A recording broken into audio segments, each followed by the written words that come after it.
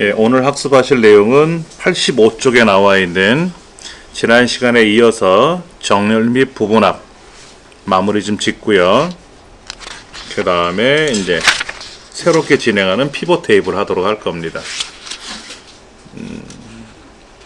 일단은 제1작업에 있는 내용을 제3작업으로 가져와야 되니까는요.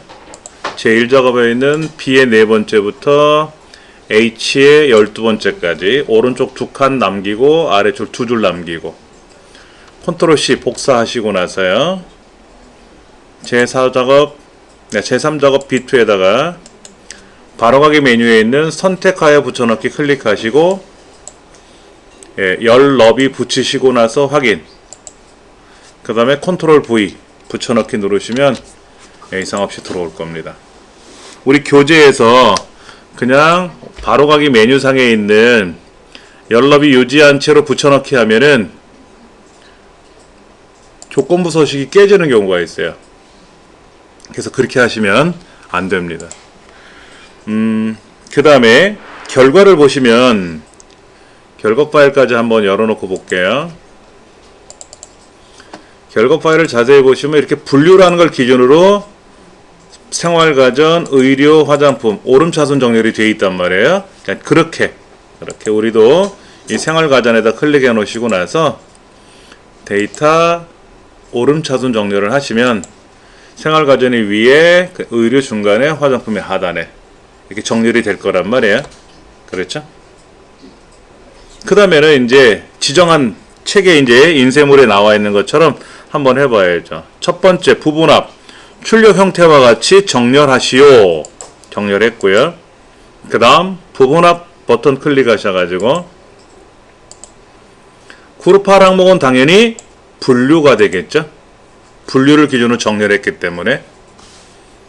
그 다음에 문제지에 나와 있는 대로 상품명, 주문량이 아니라 상품명에 대한 합계가 아니라 개수 확인.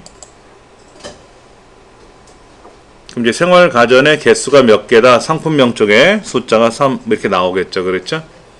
보시면 여기 생활가전의 개수가 몇 개다 이렇게 나올 거란 말이에요. 그 다음 부분합 다시 들어가셔서 상품명이 아니라 주문량, 제일 밑에 있는 주문량에 대한 평균으로 바꾸시고 나서 가장 중요한 건 뭐다? 새로운 값으로 대치라는 항목을 해제한다. 그리고 확인.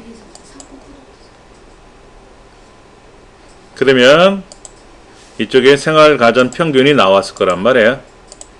평균이 나왔어요. 자, 이때 경계선을 더블 클릭하면 뭐가 되겠죠? 분류하고 구분 사이의 경계선을 더블 클릭하면 답이 나오고요. 왜냐면 너비가 여기가 넓어요. 넓지 않습니까? 그렇죠? 이 공간이 넓어요. 넓혀줘야 되고요.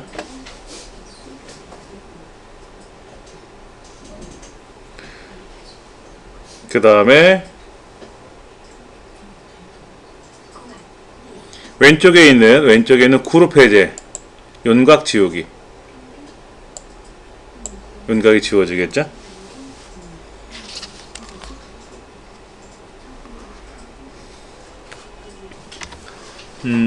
우리 그 답안 파일하고 우리가 작성한 파일하고 달리 나온 게 이 조건부 서식에 걸려 있는 게 달리 나와서 제가 우리 책에 나와 있는 대로 한번 작업을 해봤더니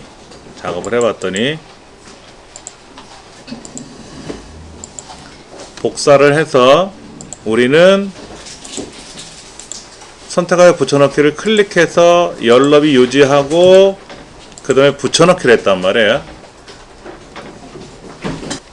근데 이 책에서는 이렇게 안 하고 열너비를 유지한 채로 붙여넣기를 했단 말이에요. 그럼 보세요. 달라진단 말이에요. 이게 조건부 서식 자체가 달라지는 거예요. 그렇죠? 이렇게 달라진단 말이에요. 그러니까 여기에 열너비를 유지한 채로 바로 붙이면 조건부 서식에 나와 있는 주문량이 300 이상인 경우에 조건을 지정을 했는데 얘는 300도 안 되는 애가 조건에 걸려버렸단 말이에요. 이 상태에서 이 작업에 구분란에 정렬을 하고 그 다음에 부분합에 들어가서 상품명의 개수를 구하거나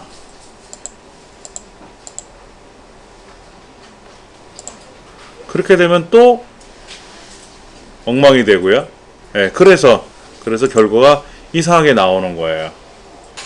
그러니까는 정확히 말씀드리는 거는 복사한 걸 붙일 때는 유지를 한 채 붙이는 게 아니라 열너비를 먼저 붙여주고, 원래는 이렇게 하는 거예요. 복사한 거를 붙였지 않습니까? 그 다음에 그거에 대한 너비를 유지시켜 주는 거예요. 이게 정확한 거거든요.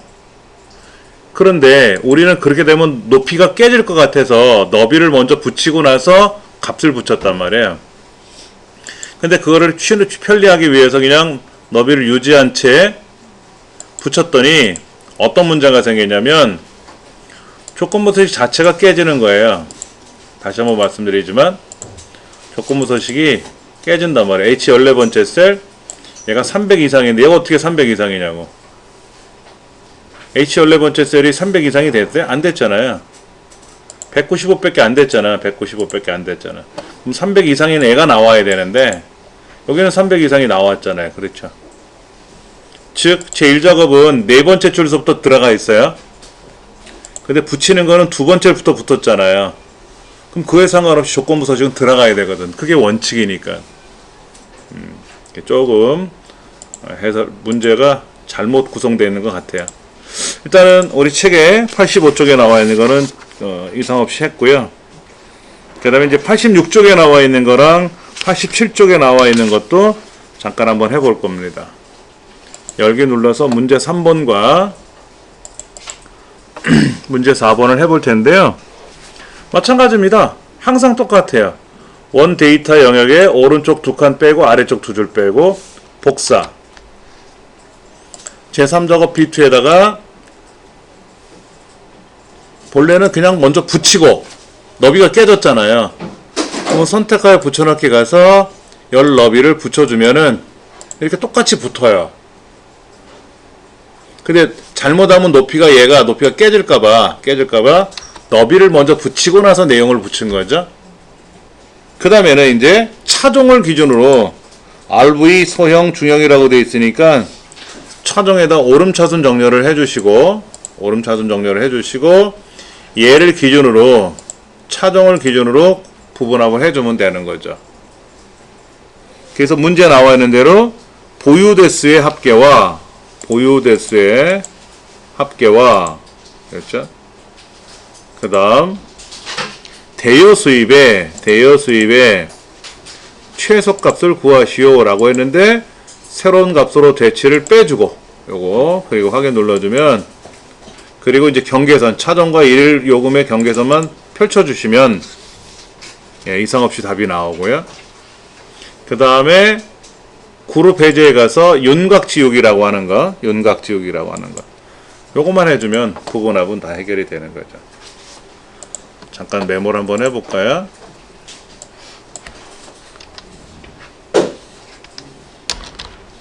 부분합을 하기 위해서는 절차가 제일 먼저 원본을 선택하고 복사 명령을 걸어서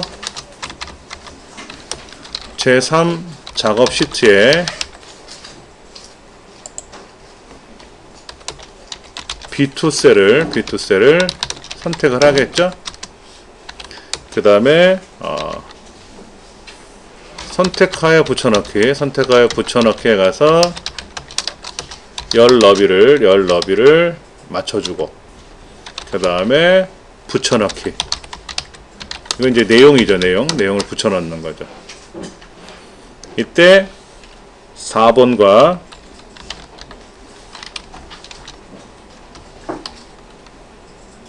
5번을 바꿔서 작업해도 무방하다. 4번과 5번 단계를 서로 바꿔서 상관없다라는 거죠. 그렇죠? 그 다음에 6번에 가서 이제 부분합에 들어가서 뭐로 해야 됩니까? 우리가 부분합에 들어가면 제일 먼저 해야 될 게 그룹할 항목이잖아요. 그렇죠? 네, 그룹할 항목. 오. 그룹합이 아니, 정렬부터 해야 되겠네. 예. 정렬을 먼저 해야 되고, 그 다음에 이제 부분합에 가서 정렬한 항목을 기준으로 그룹할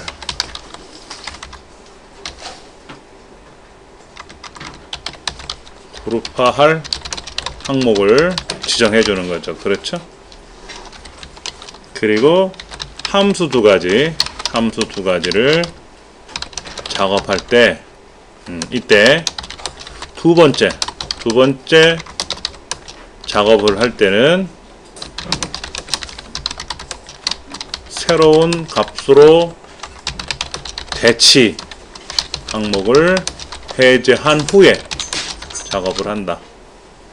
그러니까 처음부터 새로운 값으로 대치를 빼고 해도 상관은 없어요. 어차피 처음 하는 거니까 새로운 값으로 대치를 하든 안 하든 간에 첫 번째는 들어가고 두 번째 할 때는 새로운 값으로 대치한 항목을 해제를 해야만이 추가가 들어가는 거니까 그걸 안 해주면 변경돼 버리니까 안 되잖아요. 그렇죠? 그리고 이제 마지막에 가서 윤곽 지우기죠. 윤곽 지우기. 이 작업만 해주면 순서가 이렇게 절차가 들어가는 겁니다.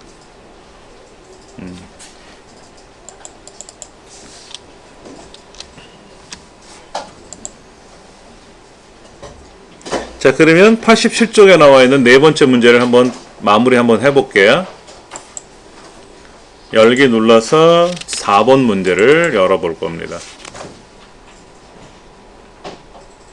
교재 87쪽에 나와 있는 작업이고요. 그러니까 제1 작업 시트에서 원본을 선택하겠죠. 그렇죠? B의 네 번째부터 H의 12번째까지를 복사. 그 다음에 제3작업 시트에 B2 셀을 선택하고 바로가기 메뉴상에 있는 선택하여 붙여넣기를 클릭하고 나서 열너비를 먼저 붙일 겁니다. 열너비를 먼저 붙이고 그 다음에 붙여넣기 컨트롤 V 이렇게 해주면 데이터가 붙었어요. 그렇죠? 그 다음에 이제 6번 정렬 작업을 해야 될 거 아닙니까? 정렬은 자치구를 기준으로 되어 있네요. 자치구. 그러니까 자치구가 종로구, 중구, 종로구, 마포구에 있는 거 가서 보니까는 내림차순이죠. 중구, 종로구, 마포구니까 내림차순을 했어요. 그 다음에 해야 할 일은 부분합에 가서 정렬한 항목을 기준으로 그룹할 항목을 지정해 줄 겁니다. 부분합 들어가서 그룹할 항목은 자치구가 되는 거죠. 그걸 기준으로 정렬했으니까. 그 다음에 이제 함수 두 가지죠. 처음에 주요 시설물의 개수를 구하고요. 왜냐면 주요 시설물이 이건 글자잖아요. 글자. 주요 시설물은 숫자가 아니기 때문에 합계를 계산할 수가 없어요. 여기 있는 평일 평균 같은 경우는 합계가 나올 수가 있겠지만은 주요 시설물 같은 경우는 합계가 나올 수가 없잖아요. 그렇죠? 개수로 나와야 되겠죠? 그래서 개수를 먼저 구하고 그 다음에 부분합에 가서 두 번째 토요일이라는 거에 대한 평균을 구할 건데 이때 두 번째 항목을 계산할 때는 새로운 값으로 대치라는 항목을 빼주고 해야 된다. 안 그러면 방금 전에 계산했던 개수가 사라진다. 확인. 하나 빼먹었네요. 9번째가 이건 이제 10번째로 가야 되겠는데 너비를 조정해 줘야 되는 거를 빼먹었네요. 예, 너비. 지금 자치구에 평균 개수가 나왔는데 너비가 벌어졌어요. 그래서 이 자치구하고 토요일 경계선을 더블 클릭하면 글자가 너비가 좀 넓어지면서 글자하고 테두리선이 정확히 보일 거다라는 거죠. 이제는 이제 마지막으로 윤곽을 지울 겁니다. 왼쪽에 있는 1, 2, 3, 4란 윤곽인데 그룹 해제에 가서 윤곽 지우기. 네, 윤곽 지우기. 그룹 해제에 가서 윤곽 지우기를 눌러주면은 예, 좀 정확하게 이렇게 나오는 거죠. 그러니까 이게 우리가 그 조건부 서식을 걸 때 어느 셀에 대해서 조건부 서식을 걸었을 때는 이상이 없어요. 그런데 아까 했던 것처럼 행 전체를 블럭 잡아서 조건부 서식을 걸 때 행 전체에 대해서는 조심스러운 게 있습니다. 그러니까는 사실은 지금과 같은 문제는 어떻게 돼 있어요? 행 전체 조건부 서식이 걸린 게 아니죠? 요렇게 조건이 걸렸잖아요. 이런 경우는 복사를 해서 붙일 때 선택하여 붙여넣기에 있는 열 너비를 유지한 채 붙여도 돼요. 이게 빨라요. 그렇죠? 이건 빨라요. 그러나 이런 경우에는 행 전체에 대해 조건부 서식이 걸렸을 때는 복사를 해가지고 붙일 때 그냥 이렇게 붙이면 조건부 서식이 틀어진다는 얘기예요. 이렇게 하면 안 되고 그때는 열 너비를 먼저 붙이고 붙여넣기, 아니면 붙여넣은 다음에 열 너비를 한 번 더 붙여주면 그래야만 되는 거예요. 행 전체에 대해서 조건부 서식이 걸렸을 때는. 근데 우리 방금 전에 했던 거는 굳이 그렇게 하지 않아도 우리 책하고 답이 똑같아 보일 거예요. 결론적으로 책에 책 저자가 해설을 잘못 써놓은 것도 있고 그렇게 하면 안 되는 거를 그냥 쉽게 하는 바람에 이런 문제가 생긴 것 같아요.